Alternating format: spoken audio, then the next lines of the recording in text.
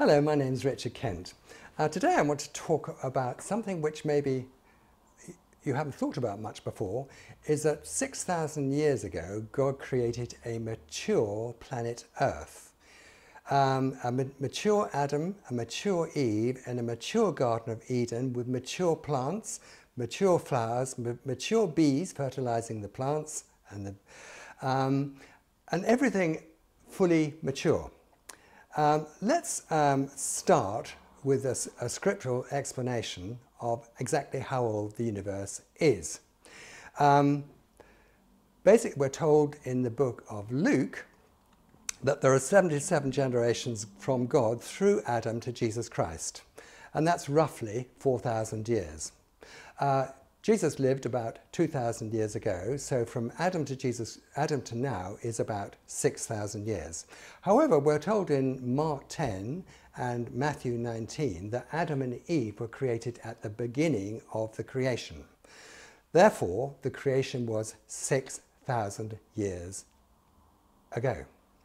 Now, a lot of people have problems with that because when they go to university, they're shown for example, an image of the solar system and say, well, look at this amazing sun, and look at the stars, and I want to show you some material to look at.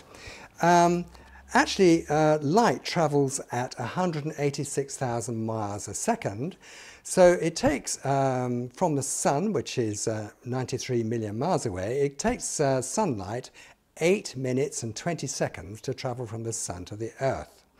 Now, what about something further away, like a neighbouring star called Sirius? Well, it actually takes 4 years for the light from Sirius to reach the Earth. But what about something very far away, which you use a Hubble Space Telescope to see? What about the Eagle Nebula? Well, the light from the Eagle Nebula takes 7,000 years to reach planet Earth. So the people who don't understand the concept of time, particularly evolutionists, say, well, there's the Eagle Nebula, and it took 7,000 years for the light from the Eagle Nebula to reach the Earth, so the universe must be millions of years old. Not so. That is because people simply don't understand the concept of time. So let me explain to you about the concept of time. We actually live in dimensions of height, width and depth, but there's a fourth dimension called time, which is outside height, width and depth.